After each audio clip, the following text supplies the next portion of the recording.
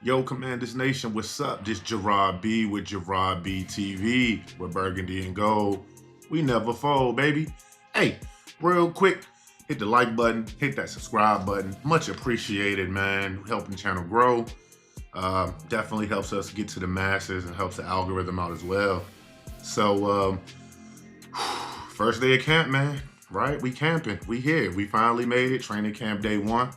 Um, Unfortunately, Terry McLaurin was not in attendance today.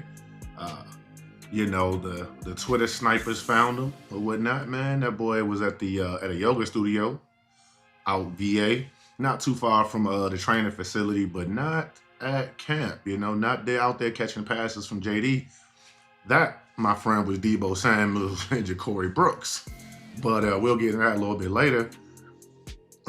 But we wouldn't touch base on how some of the other people in the world actually feeling about this whole this whole Terry McLaurin situation. Um, Lou Riddick, man, he's a real good follow. If y'all don't follow him on X, I don't know what you're doing. You might want to do that. But I want to show you a quick clip from him this morning on First Take, man. It was pretty interesting hearing what he had to say. He said his concern level of 10 out of 10, which I don't think many of us in the fan base or in the media that's out there are at 10 or at a 10 out of 10. I mean, they are asking the questions, but I don't think they're at a 10 out of 10 just yet. That's high. But his rationale wasn't bad, right? Of course, it's Lou. So check this out. And that being Jayden Daniels, if you want to make sure that you safeguard that trajectory that he is on and keep it going the way it's going, then you need to make sure that every day that he can spend with Terry McLaurin, he spends with Terry McLaurin in a football setting in your building. Like, I'm just saying.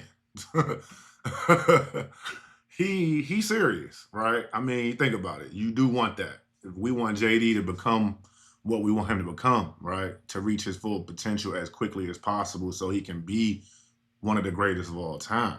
We definitely need Terry in the building, man. We need him catching the passes from Deebo, working with your man, really making sure that, everything is good up there, right? As far as like that, them nonverbal cues and, how they going to maneuver in the offense when they got, they're in fourth and whatever, or third and whatever, in the fourth quarter, late in overtime, things like that. That's situational football that we excelled at last year. So I'm not at a 10 out of 10. I'm probably at like a 4 out of 10, right? I know the other day I said a 3 out of 10, but right now I feel like I'm at about a 4. And we'll see how, as camp progresses, where that goes with Terry McLaurin. He said he wants to be here. We want him here, obviously. They say they want him here. So we're gonna see how that plays out, man. I'm again not crazy worried just yet, but we getting there. We getting there. So moving on to exactly what I like to hear about. I love this part of camp when you get the Twitter fingers from camp going. All the people that's on the field, the boots on the ground, if you will. They're able to give us fans that work a different job, what I'm saying, that's in a different area to really tap in, And Lionel Willingham, he did his thing today, man. Shout him out. He did his thing today. Basically, he was like Zach Selby for me today. Usually it's Zach Selby, but today it was Lionel, you know what I'm saying? So I appreciate that switch up. As you can see, man, he mentioned he was going to have full team hits, right? So here we go, man. We getting right into it. You got Laramie Tunsil out there with OG Bobby Johnson, right? That's our coach, man. He did a great job with the O-line last year. And so we definitely believe, I definitely believe that he's going to have Laramie Tunsil looking like an all-pro, right? You got Josh Conley out there. I'm trying to get him all-rookie team. I'm trying to get Brandon Coleman some Pro Bowl votes, man. I'm trying to get him up there because I really believe that it can be done.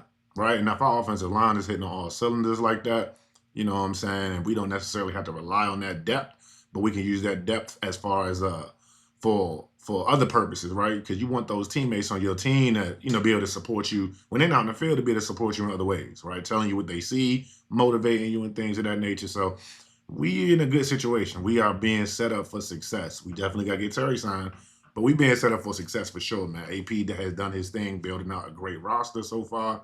I saw somewhere where our offensive line was ranked top 10, right? Top 7, like, which is crazy because I wouldn't have thought that coming into the season last year. I mean, coming in, when we ended the season last year.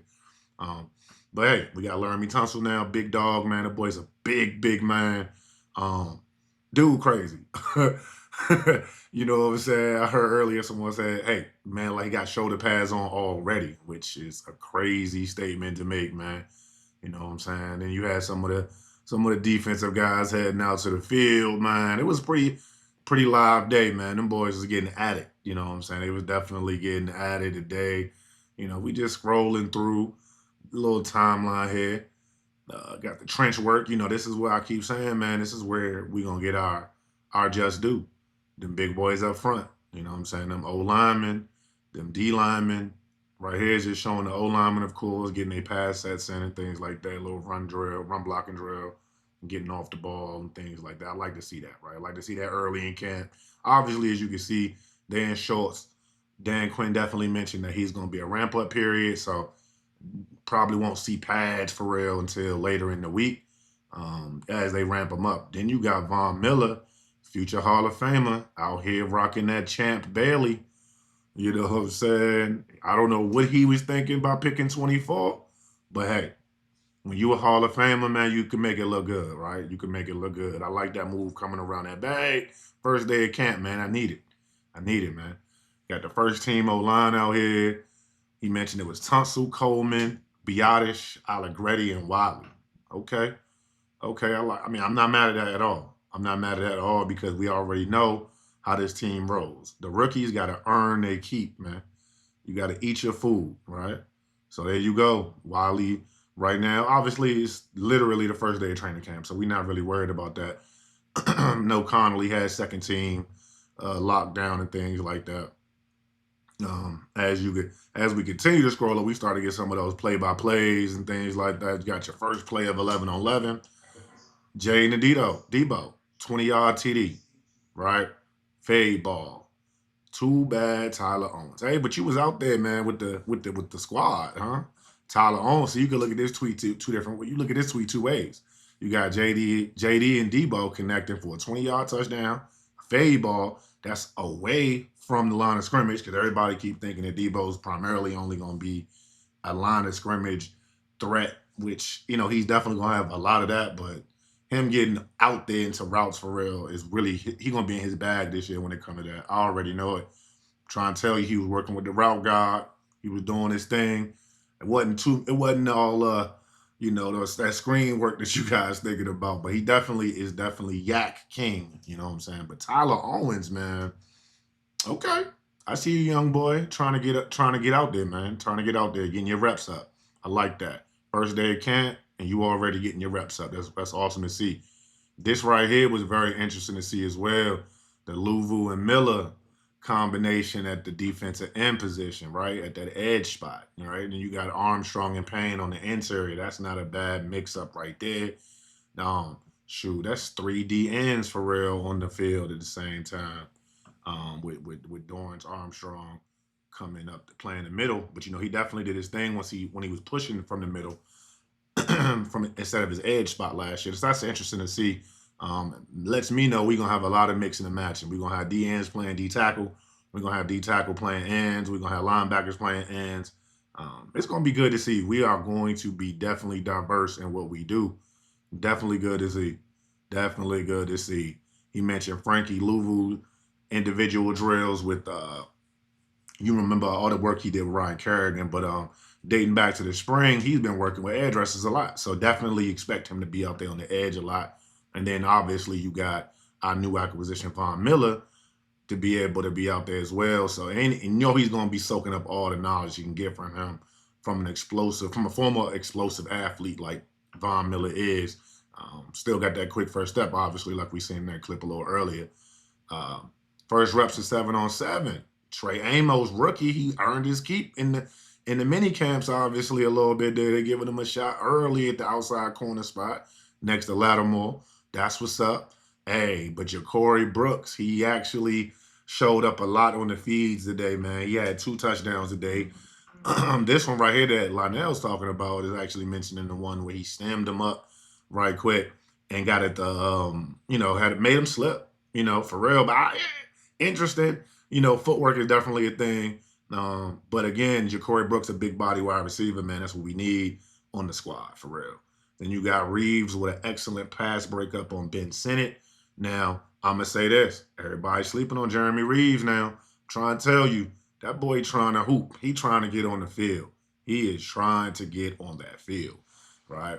Ben Sinnott got to make that catch. Got to come down with it, baby. Make them plays. Make them plays so you can eat. But I'm glad to see both y'all out there getting them reps in early. You know what I'm saying? That's all we trying to get is reps, right? Get good on good and get better on better and make sure iron sharpen iron, man.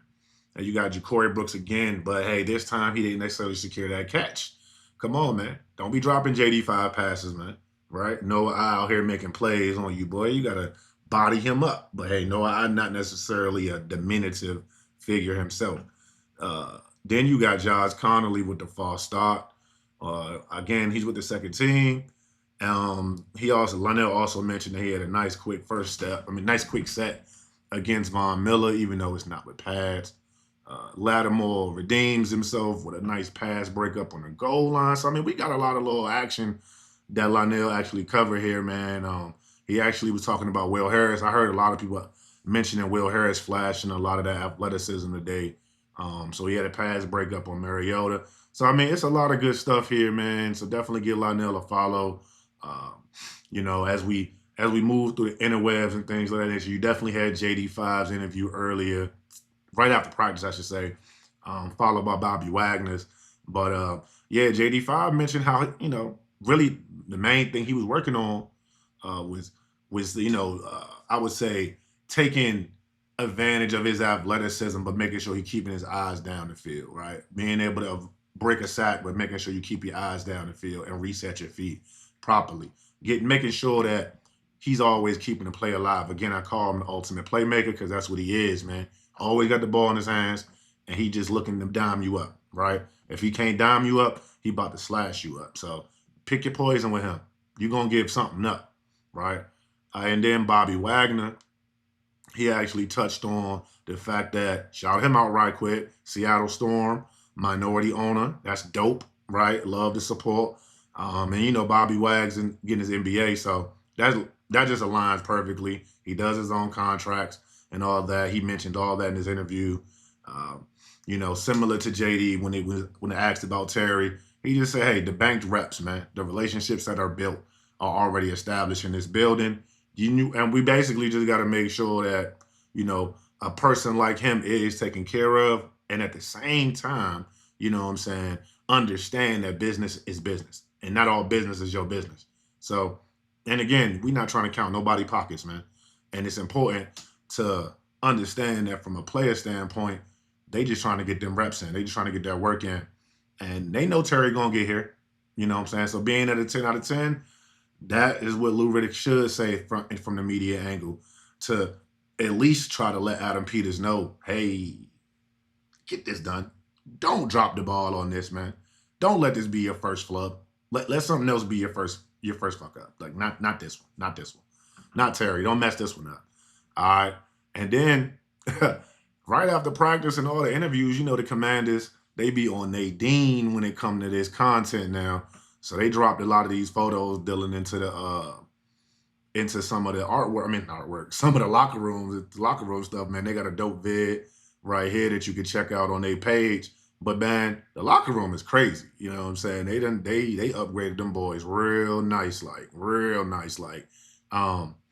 Definitely looking forward to I'm gonna try to get a tour when I get up there.